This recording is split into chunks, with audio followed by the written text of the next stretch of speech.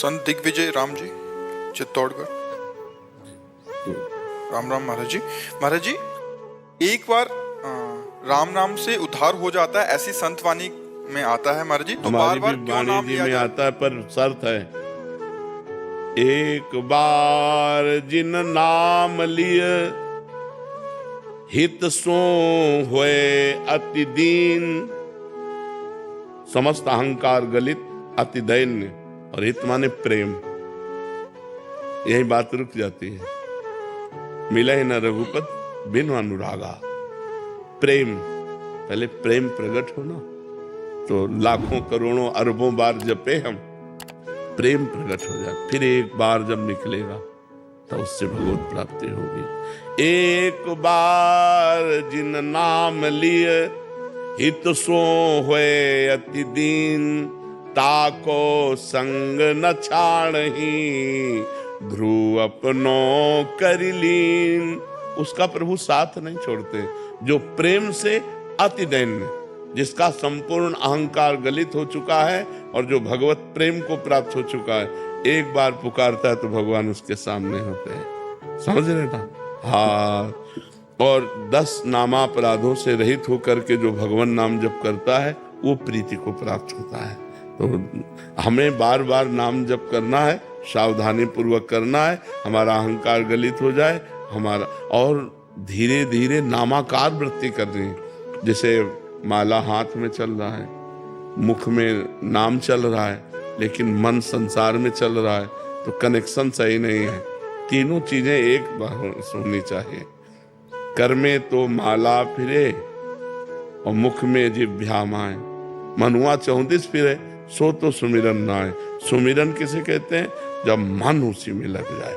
हम राम बोले और राम हमारी आंखों के सामने, राम हमारे कानों में सुनाई दे रहा है और राम का ही हमारा चिंतन हो रहा है, संपूर्णतया पूरा अंतःकरण रामाकार। वो उस भजन बहुत जल्दी, पर प्रारंभ में सबकी दशा थोड़ी इतनी होगी, इसलिए कहा जाता है भाव को भाव अनख आलस हो, नाम जपत मंगल दिशि दस हो। 10 दिशाओं में उसका मंगल होता है, चाहे भाव से जपो चाहे कुभाव से जपो। पर इतने से जब आगे बढ़ता है तब उसकी बात होती है कि मन के साथ सुमिरन होना चाहिए, क्योंकि बंधन और मोक्ष मन का है। मन विषयों में लगा तो बंधन का कारण है, और मन भगवान में लगा तो मोक्ष का कारण है। भगवान अजामिल का जैसे उदाहरण, हाँ, अंतिम समय, अंतिम समय उसका अंतिम समय था, और उसने अपने पुत्र के बहाने नारायण पुकारा।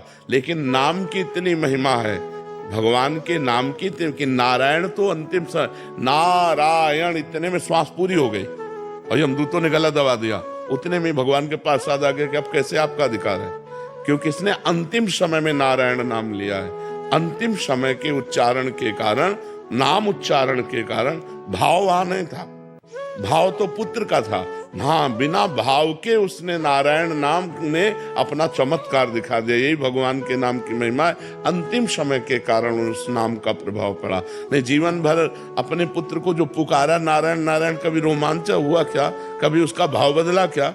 पुत्र को पुकारता, लेकिन अंतिम समय जब नारायण पुकारा तो उसी समय भगवान के पार्षद आकर और उसको जीवन मुक्त अवस्था प्रदान की, उसको अवसर दिया। हरिद्वार में फिर जाकर उसने साधना की और भगवत प्राप्त महापुरुष हुआ।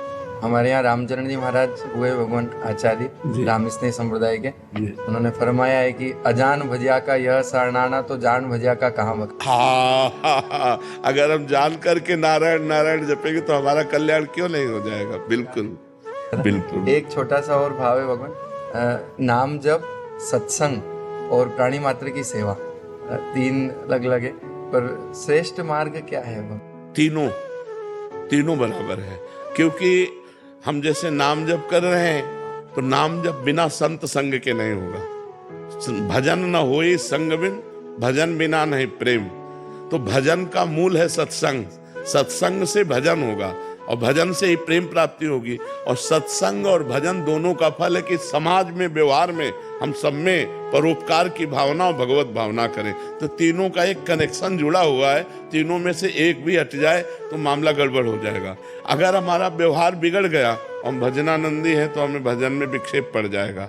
अगर हम भजन शुरू कर रहे हो, सत्संग ना मिले तो भजन के विक्षेप जो हैं वो निवारण करने की हम में विवेक शक्ति नहीं होगी। बिन सत्संग विवेक न हुई। और सत्संग और भजन दोनों का फल है कि व्यवहार रामाकार हो जाए, व्यवहार भगवदाकार हो जाए। इसलिए तीनों आवश्यक हैं। साधक को तीनों ही करने चाहिए, भजन करना चाहिए, सत्संग करना चाहिए और परोपकार करना चाहिए। परहित सरिस धर्म नहीं, क्योंकि बिना व्यवहार के, बिना क्रिया के हम रह नहीं सकते। एक क्षण भी बिना क्रिया किए नहीं रह सकते। तो हम केवल भजन में एकांत में बैठे हुए हैं, लेकिन कभी तो व्यवहार में जाना पड़ेगा। जब व्यवहार में हम जाएं तो परोपकार की भावना रखें, परहित की भावना रखें। उसका कल्याण कैसे होगा, उसको सुख कैसे मिलेगा, उसको शांति कैसे मिलेगी, ये हमारे विचार हो, तभी हम साधक हैं, तभी हम साधु हैं। तो तीनों बातें आवश्यक हैं, जिसमें श्रेष्ठता सत्संग की है, क्योंकि सत्संग से ही भजन और परोपकार दोनों धाराएं फूटती हैं। अगर सत्संग ना हो तो भजन में रुचि नहीं होगी, भजन प्रारंभ भी नहीं होगा।